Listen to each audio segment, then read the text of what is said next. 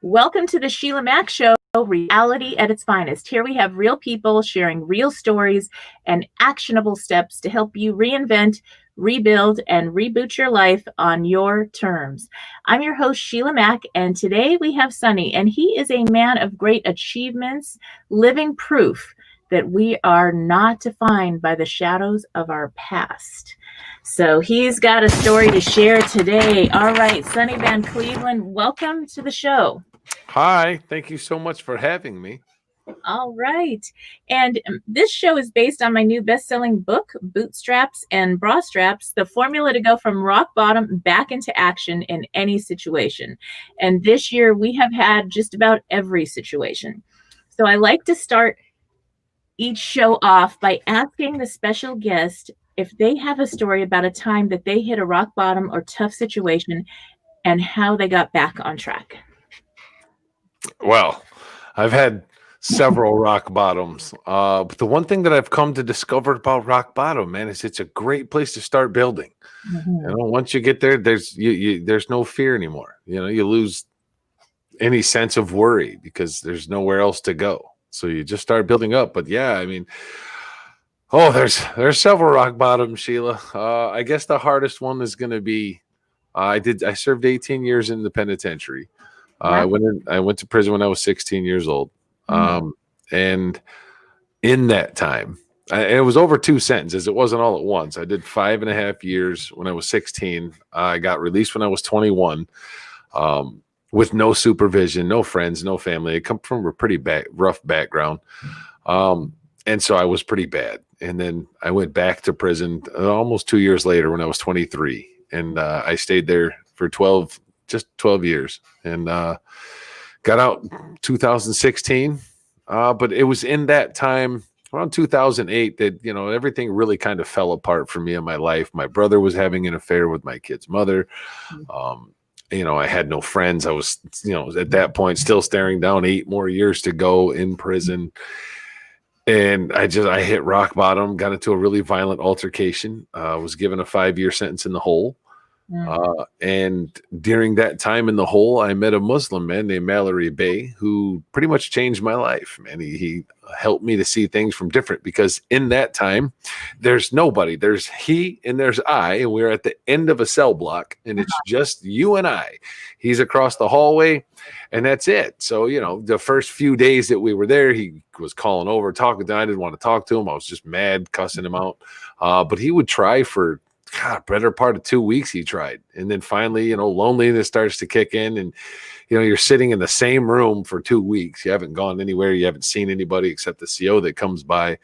You know, you start to get into your own mind, and you start to break down, which is what it's designed to do, I suppose, at the end of the day. But, you know, this man started to talk to me, and it could have gone one of two ways. I could have gone completely over the edge, or I do what I did do, and that was find myself, find my passion, become self-aware, and start picking myself up from that rock bottom. Started reading, investing in myself, learning how to care about myself and other people, and life started to change. Wow, that's incredible. That's a heck of a story. And 16, you must have been in an interesting state. They tried you so young.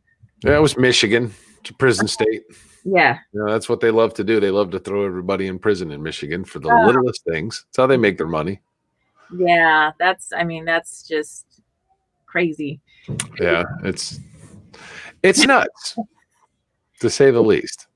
I mean, I was really fortunate. I was homeless from 10 to 13, and then in foster care, emancipated at 15.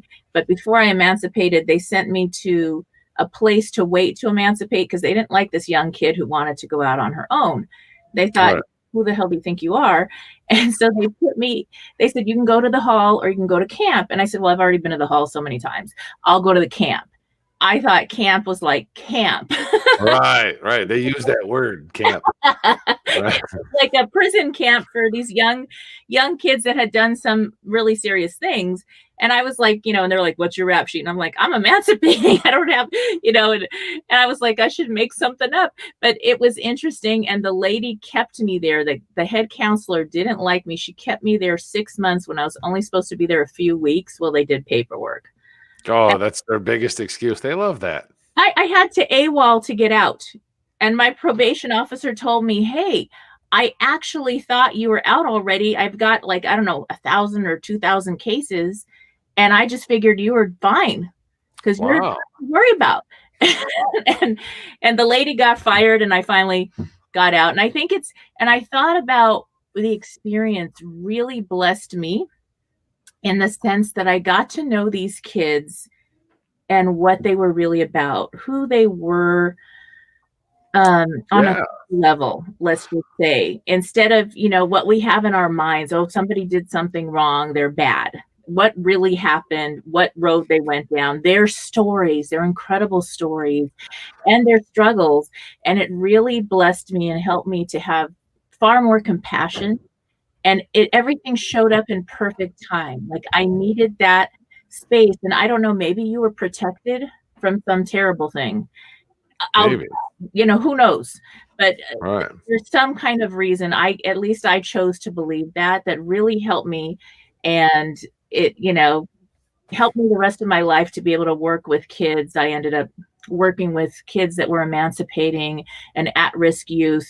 I had over 200 of them that went through a training program through my gift stores, and they learned a lot about how to run a gift store. Nobody would hire these kids. Right. Well, yeah, that's a big problem. I hire you. Yeah, because I know who's going to work out and who's not. And just with the interview, and they are still family years later. And they have awesome businesses now.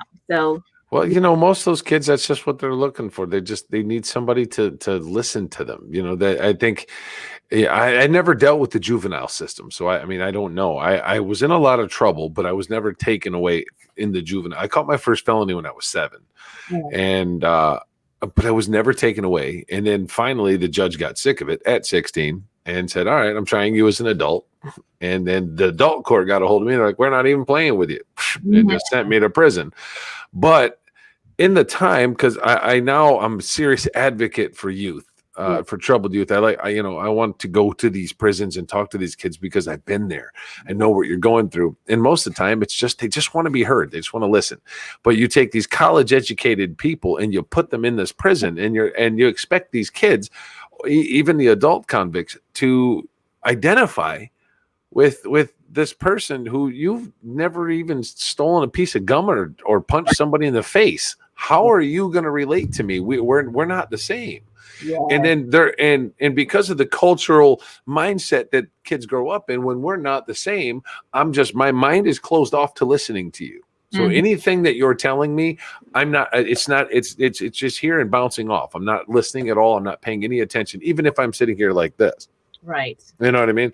Because they learn in that system. When you grow up like that, they learn manipulation on its finest level. So when somebody comes in, I know I have to get through this class in order to get a bit of freedom or get out. So I'm just going to sit here intent, like I know what you're saying. And then it's going in one ear and out the other. Right. Whereas if you take somebody who's been there, they go in there, we can relate. Because I know what you're going through. I know the smell that's inside your coffee cup. I know, the feeling of state issued clothing, and you can't wear new clothing anymore because it doesn't feel right. You know what I mean? It's those things that we relate to, that we know. You know what I mean? Making a fish line out of the string that's inside your mattress so that you can shoot something over to somebody else.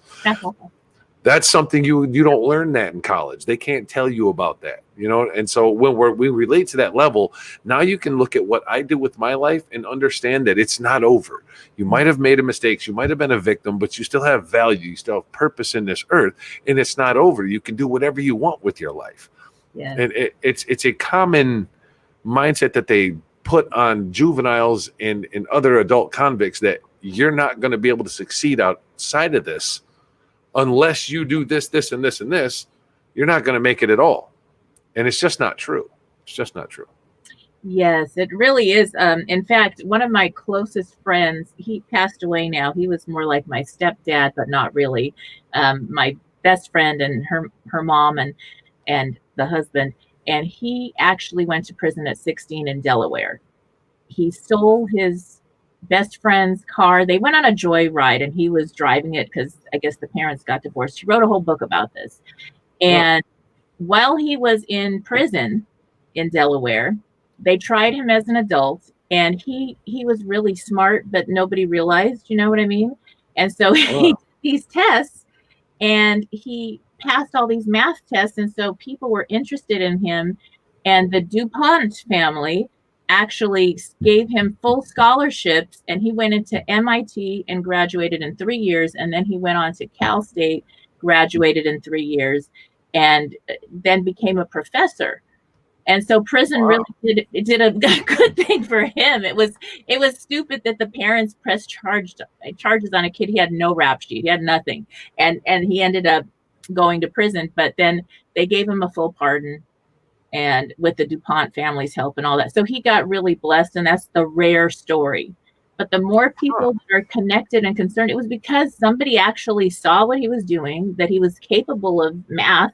I mean, I still don't know what he talks about with the calculus, um, and everything. But when people see what he was capable of, or who he really was, and each person that's serving time in these prisons, they are capable of so much more. It may be a difficult situation. You said when you were 7, you had situations, and so something wasn't happening at home. Maybe, I'm guessing. Oh no, yeah, I was horribly being molested from the time I was 5 until I was 10 years old, Okay. by 4 different men. Wow. Boyfriends that were in and out of my mother's life, some of her family friends and my uncle. Mhm. So it was a very, on the surface, things looked okay. Yes. You know Yeah. what I mean? Because that's how it always is. Like my mother was a hardworking woman. She would work, go to work, come work all day, come home, cook, clean. Everything is nice in the house. We always had what we needed, not Yeah. necessarily what we wanted, but we always had what we needed, and she always cooked. But behind that curtain, she was really letting go in her life with the drugs and the choices that she was making that we didn't see as a child. But looking back now, you're like, that's what it means when you're asking if it's snowing and it's July. And you're Yeah. on the phone and saying, hey, is it snowing over in Palamo? Now you start to pick up on these things like, okay, that was a Coke deal. I get it. And you start seeing all these things that were happening and analyzing it. Obviously, hindsight's 2020, but it's just you feel irrelevant when you're being victimized like that, and there's really nobody to talk to. So Right. what had happened to me was, it seemed to me this pattern that all these men that come into my life, they just want to molest me, they want to hurt me. So when I first got into trouble, Mhm. in my first stint with the police, here's these grown men that are disciplining me and they're showing me this attention and they don't want to hurt me. And Yeah. so I fell in love with that attention. And the only way to get that attention was to break the law and get the cops to come back out. So I kept breaking the law because Yeah. it would get the police involved. The cops would come, they'd grab me up, they'd sit me down and talk to me. Oh, young man, blah, blah, blah. And, you're getting that discipline from a male figure. And then the lawyers are doing it as well. And it was an atmosphere that all these men cared about me and didn't want to hurt me. So Wow. I wanted to be in that atmosphere, Right. which ended up ultimately, by the time I was 15 years old, I had 10 felonies, Mhm. and then I go to big prison and turned into a monster because I don't have any friends. I don't have any family. I'm too shut off from the world to embrace any serious type of relationship or respective friendship. So I don't have anybody in my life. Nobody's going to stand in your corner when you've been a piece of shit your whole life. And people say, well, you couldn't have been a piece of shit. You were 15. That's not true. It's just not true. I mean, as someone who was emancipated when you were 15, we grew up young. Yeah. And you just, sometimes you mature out of necessity and you have to become older. I was drinking and partying with 20-year-olds when I was 14. My girlfriends were 16, 17 when I was 14. When I was Yeah. 12, I had a 16-year-old girlfriend because I lied to her and told her I was 16. She believed it. I've always been a big kid. I had a mustache when I was really young, so everybody thought I was a grown-ass adult. And Mhm. so you start to adopt that mentality. And now, I think that I'm an adult, but I'm not mentally experienced or grown enough to deal with the situations that are in my life. So I don't know how to deal with it and lash out, which ultimately just led me into prison. Yes. But then you come to that self-discovery moment where things start to snap and you pick yourself up. That's it. And you always have a choice, no matter what happens, no matter what your sentence or situation is, there's a choice on who you're going to be in every moment. And I mean, I remember going to I was homeless 10 to 13 and a half in Hollywood. So, I mean, I slept at the Troubadour on the wooden benches because a friend of mine was dating a guy there. So I got to stay there. And that's a safe place to sleep. And then from friend's house to the friend's house. And of course they all partied because that's who you could stay at the week during the weekday, during school night. You could have to go to those kind of houses. Right. And just the way it was.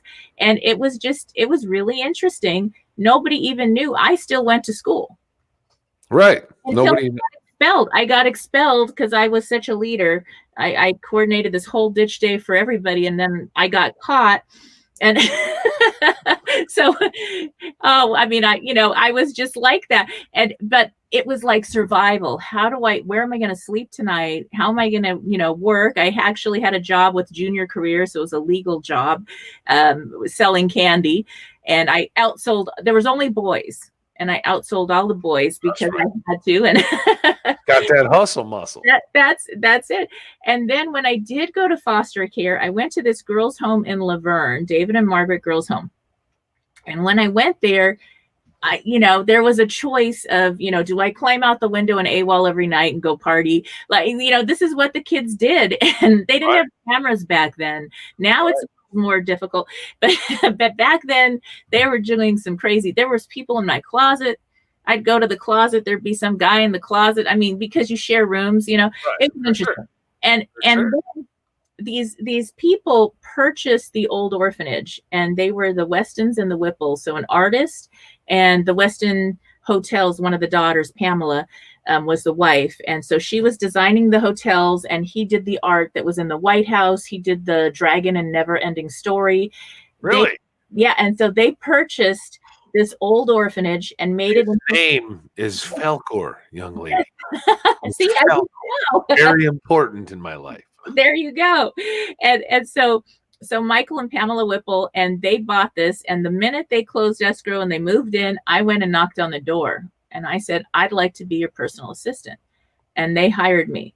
On the spot? On the freaking spot, because Michael had been an orphan. And so he thought, well, anybody that's going to knock on this door and say that, I'm going to hire. Listen, take what you want in life. Yes. So knock on the door. So that was a choice. So I would go home to the girls' home, to the group home with all the chaos. And then I would go back to this mansion and be treated like a queen. And I worked long hours because I was their assistant, and they did make sure that I worked. I mean, like 14-hour days on the weekends and then after school.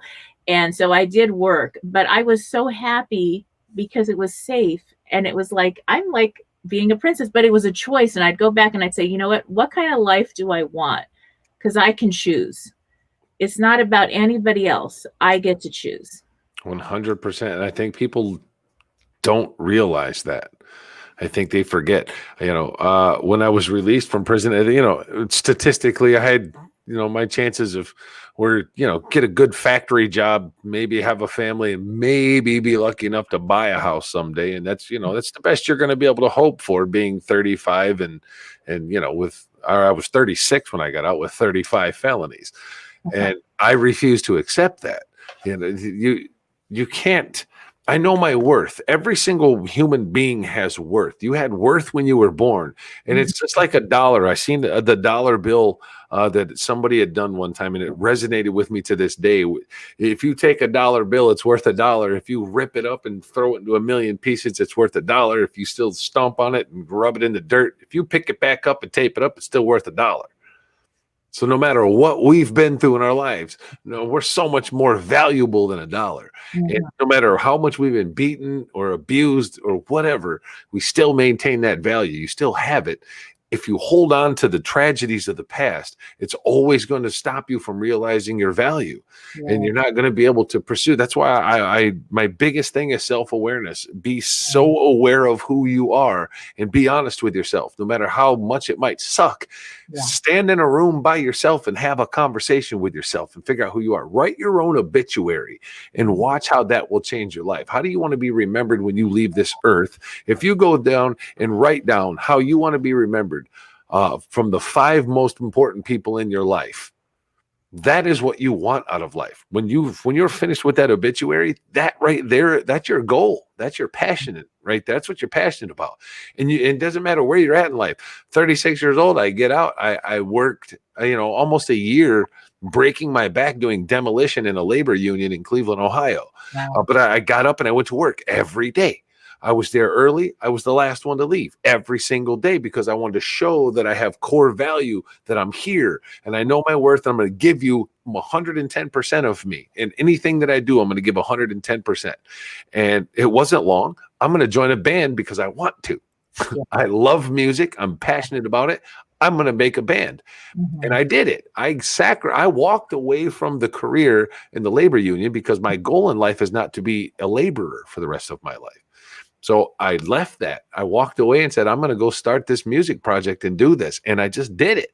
And it worked. It was semi-successful. And then having all of that come at me at once, that level of local celebrity and doing rock shows all the time and traveling to different states on tours, doing rock shows, it catches up to you because, the sex and the drugs and all these things. And in my mind, I've done over half of my life in prison. And in the first half of my life was really just being victimized in a bunch of crazy stuff. Right. I don't know how to deal with these things. I got a woman at home and I'm just not being a good guy. I'm doing bad things, but I'm able to stop in the midst of it and say, you're going down the wrong path. And it's the funny part because my roommate, his name was Adam, said, you can't just change in one day, Sonny. Yeah. And I said, yes, you can.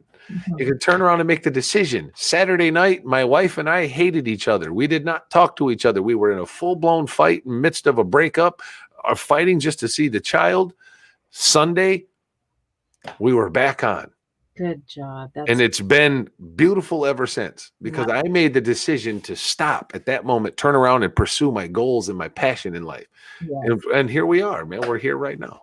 That's wonderful. Wow. So I'd love to hear more about your band. Which one? So are you you're in more than one band right now? Well, the band that I built, that I created from the ground up, I wrote all the music, all the songs for, was called Grim Trigger. And that was, it came out of nowhere. We started that in January of 2017. And we hit the ground running. We literally did our first show in 7 days. From the not having a band to meeting each other to writing a set and doing the 30-minute set in 7 days. And after that, we pumped 50 or 60 shows in the following year. After that, it grew just really good. Things went great. It was an amazing thing. So that's the one that I refer to as my baby. Yeah. But now I play bass in a band called the Wolf Hunters, which is an amazing like new age rap rock, new metal type band, trap metal type stuff. The guys that are involved, we have a female front woman that does the singing, and her husband does the rapping. We have a guitar player who plays a guitar, and the drummer, and I play bass. And it's just amazing music. And it's great to be a part of such a wonderful team of people that they all have the same goal and the same passion in mind. And we're all just as hungry as each other. And it's such a great band. But I also have an online project that I started with former Mushroomhead guitar player Tommy Church and my buddy Boob J. So we have all three of those little wonderful topics in the topic of music. Oh, I love that. That sounds fun. So now you're living your passion and your purpose, and you have a wonderful family, and you're having fun, and you're earning an income doing that. It's crazy how and the only thing I can say is I've been talking about it since I hit the ground running. If you want something, you just take it. You just approach it, this is what I want, and this is what I'm going to do. When I was down and out and had no job, I walked into a staffing company that's owned by an incredible man named Mike Donato. I walked in there and said, I want to work talking to people. Mm-hmm. And he gave me the job, gave me the opportunity. I had the career of my life. And after all these things I'd been through, even after the Grim Trigger downfall and blowback and all that, I somehow landed in a career that was paying me $20 an hour on salary with paid vacations, paid time off, quarterly staff meetings, just benefits, bonuses, and it's work. I have an office, I have my own desk and a suit. You know what I mean? I'm like, I accomplished it. This is success to me in life. And then COVID hits. Yeah. Slap. And I lost it, laid off, and you're not coming back. And in my mind, I'm like, you got to be kidding me. Right. All the work that I've done, everything I've gone through, and now here it is. And at that moment in my life, I could have just chose to be a bitter person and said, COVID ruined my life. I'm just a failure. You know, life's just going to go downhill. Or I can do what I did and say, it happened. I have to accept it. Losses are lessons. I'm just going to learn whatever I did from it. I'm going to pick myself up and what can I do next? What is my passion now? Helping people and performing. Yeah.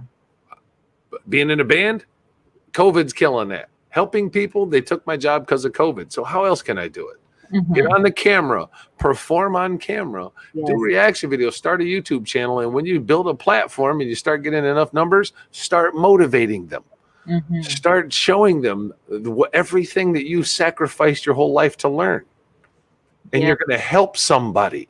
And it has grown into this massive. I have over 30,000 subscribers. I've got a worldwide global fan base and team of people that we are here to help people. And we've done so good at this point. We're helping people every day get over the stress of life and learn how to deal with their problems and anxieties and stepping out of their shells. And I'm just so blessed to be able to serve like that. You know what I mean? Because being a leader is, at the end of the day, is about being a servant. Yes. You know, that is so awesome. And imagine, so really it was a gift that things closed down. Because you're really doing what you're supposed to do, and you're still doing your music and sharing that and helping people. And I can just imagine it's going to grow even more. There's so many ways. I mean, just helping younger people that want to get into a band too. That would love to hear, hey, you know what? You don't have to go down that road. You can just right onto this road, and there you go. You can skip all that other stuff. and the beauty of networking like that, like what we're doing now, between you and I networking, my people watching you, your people are watching me. It's somebody that's watching here tonight. It's going to get something beneficial from this conversation. Exactly. And that's going to help their life.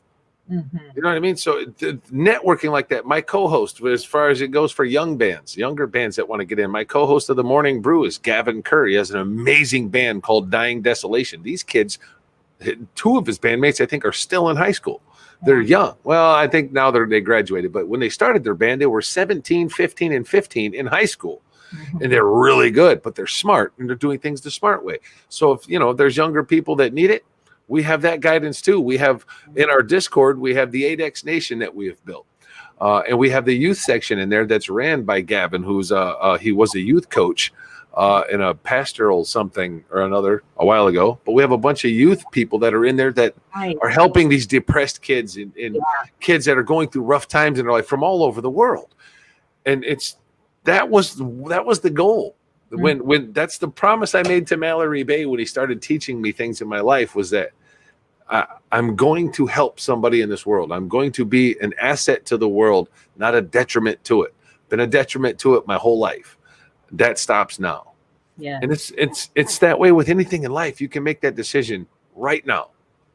Say, you know what? I'm done. I'm not going to do that. I'm going to be an asset to the world, not a hindrance. Yes, that's so beautiful. And one of the things I learned from Tony Robbins, I traveled with him for 7 years. Tony Robbins. Yeah. Did you really? Yes. And I did platinum, the whole thing, and leadership, and did all the coaching. And so with that, his thing is, he always says, in the moment a decision is made, your destiny is shaped. And so Facts. boom, the decision. That's all you needed. Everything else will show up in perfect time. I would love to have a conversation with Tony Robbins. Yes. I would just love to have a conversation with him. But I've watched a lot of his stuff, man. He's an inspirational dude, man. Very inspirational dude. I'll send you to his next challenge. He's got free challenges for everyone. So really, yes, I will let you know about that, and I'll share that. One of the main problems with serving most of your life in prison is that I'm legitimately a caveman. Like with all of this, I am literally have thrown myself into it. Like, 7 months ago, I could barely turn on a computer, and now, out of necessity, I'm learning all these things. So like, I don't know how to do like an online, like, what do they call it? The sermon things, or it's not a sermon, but it's like a online. That too. I can't even get Zoom to work. I don't want to go into Zoom, man. It took me long enough to learn StreamYard. I love StreamYard. StreamYard's awesome. It's a great software, man. Very user friendly. It is. Yes. So I would love for you to share with the audience now ways that they can connect to the programs you're offering online, the YouTube channel, all that. Sure. Primarily, if you just Google Sonny Von Cleveland, you're going to find it. But you can go to YouTube and Sonny Von Cleveland on YouTube, Sonny Von Cleveland on Facebook, and any of those are going to pop it up. We have the show, The Morning Brew, that's on both YouTube and Facebook. We have Rock One-on-One, where I interview international musicians from all over the world, and we talk to them, and that's called Rock One-on-One.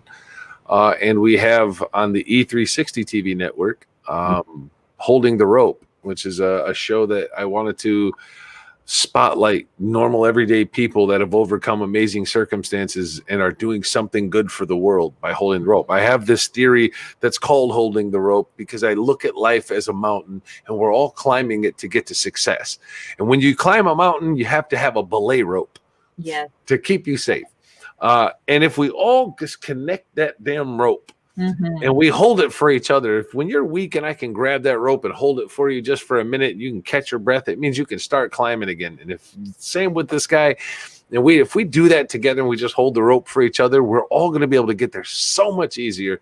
And in a world that's just filled with negativity and bull crap getting thrown at you every day, all you see on social media, all you see on TV is just negativity, negative. We're trying to be a little bit of a light of positivity, man. Oh, I love that. Well, I will be tuning in to your show as well from now on. I love that. Okay, we are coming to the end of our talking time. So don't forget to connect with Sonny Van Cleveland, and we will be back after these messages. All right, stay tuned.